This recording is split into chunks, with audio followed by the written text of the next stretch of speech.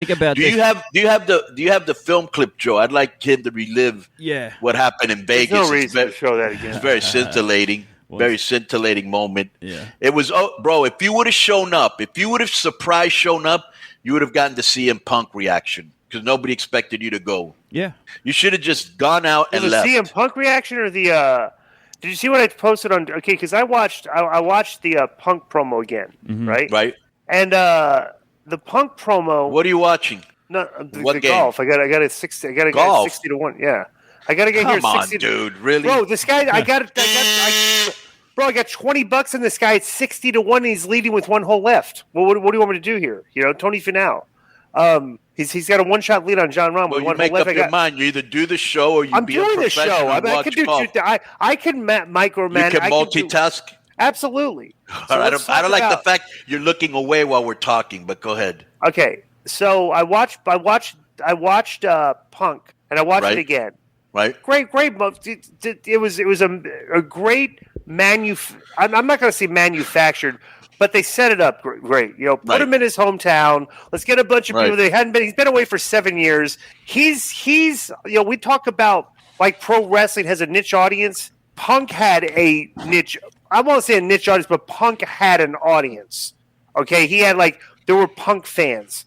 You know, for years, even after Punk left, we hear CM Punk chants at the shows. You know, so he has a lot of fans. So this was a moment that, okay, he's coming back and everything. And then my only critique of it was okay, why did they not advertise this? Because for what they did, all he could have said CM Punk's going to be on AEW Friday night and put a market plastered commercials with it and everything. You would have had to be more fans. They had a lot of fans. Well, they already sold it out. Yeah, but maybe no. But the live thing's irrelevant. I'm talking about television. Audience. Yeah, okay. If you could have promoted that, you would have probably had even more fans, and they did a good number, right?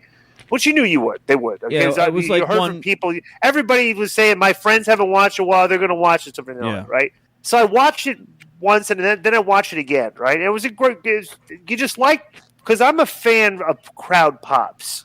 I'm a fan of crowd reaction. And that was a great crowd reaction, right? So then I say, well, when was the last time we saw something like this? 4 years ago. 4 years ago. It's not like this because this was a babyface reaction. But from what I remember, I went back and watched. We played the clip. We played it as a cold open on this thing.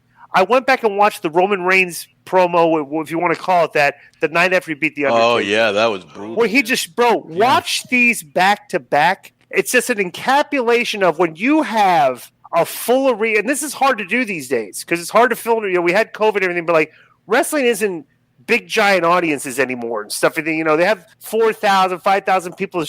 These were full arenas, 15,000 people. The Roman Reigns one, bro. Just watching the fans, a babyface reaction and a heel reaction with the full arena. And it was just if you go back and watch this back to back, it's very entertaining and fascinating to watch. Just watching the crowd, the reactions, everything, that. Right. And the funny thing is, the Roman one, he literally stood in the ring for 8 minutes, said nothing, and got booed. I mean, bro, they hated him. And let me tell you what's even doubly important about that and significant as you bring up Disco, because since we all know it's a work now and it's all acting and all that, it's very hard to get people to react like that anymore. You know what I'm saying? Bro, and they were really pissed. Because you got to piss the people off or get the people energized. Punk had the people energized. It's It was the thing was, here he was. Wrestling sucked for a long time.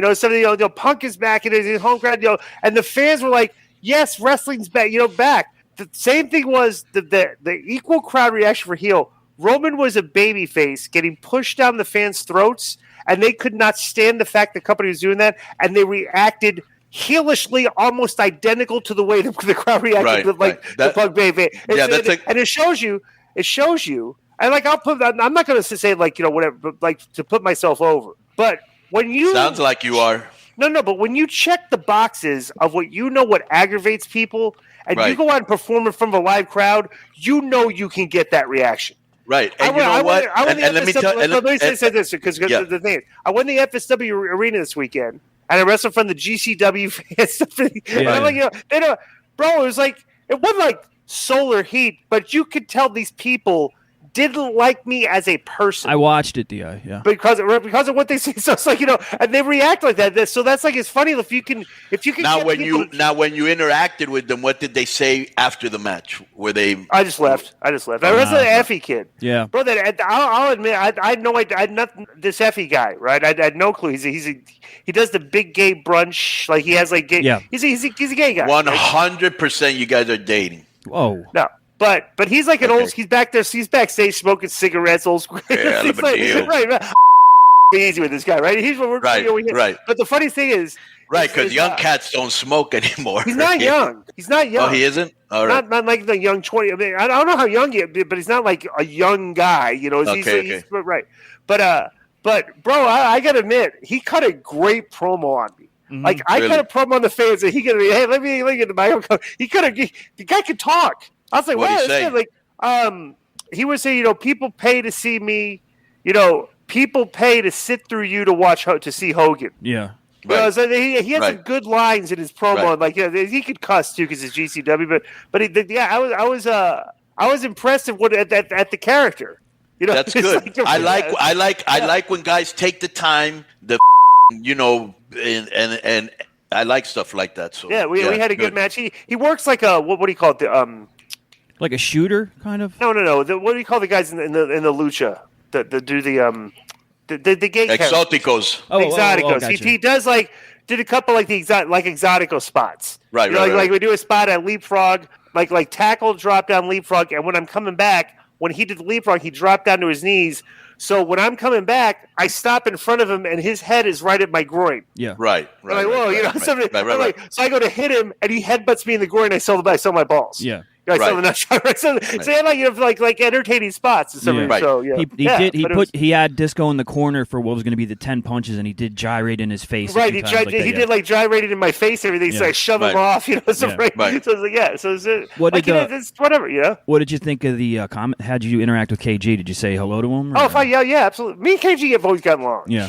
Me and KG have never had issues or anything. We always get along. We'll rib each other every now and then, but we've never had issues. I was just curious. It's not like Conan and him, Yeah. I always had to be the moderator between Conan and KG's issues. So I always had to I have to be nice to both guys, obviously. And always nice to KG, stuff. So that's how I do. Well, here's the.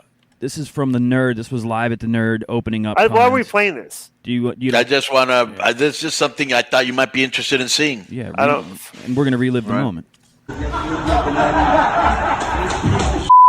be at Sapphire giving him a telling cinnamon hand job than be here with his boy. So in a minute, Joe, who's in the general admission section, yes, I'll admit I'm being a dick. He's in the section because he up 3 years ago when he was supposed to host a show. You remember what happened? And the debacle. And the other thing that he asked you to do is he has an Amazon wish list. Which to me is low-key begging. Right? So, Joe, where are you? Right over here. I want you to film as all these beautiful people use the most violent, vehement language towards Glenn Gilbernetti to show their disapproval that he isn't here. Let her rip.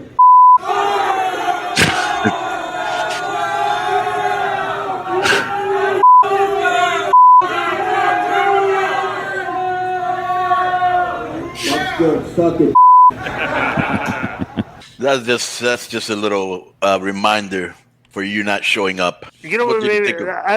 Honestly, I could get you, Hoovy, and Johnny Fairplay, right? And you guys could go on tour and do bar mitzvahs, hotel bars, stuff like that, and do your acting like you guys can go do stupid like that, But trying to discredit my good name. Discrediting my good name in front of those fans is very disrespectful. Let's get on with the plugs. All right, so let me just shout out everybody that helped us here with the Nerd Bar because if I don't want to forget. So I just want to make sure, bro, the Nerd Bar it was a lot of fun as usual. Ruben, Police Scanners, Zamora, Manny Fresh, Bones, Harry Ruiz. Did you know, Joe? Please tell Disco what Harry Ruiz's license plate says. It's if I don't have it 100% accurate, it's something like BTE1 AEW. Are you serious? What a mark! We drove past it, yeah. Oh my god! Well, I asked him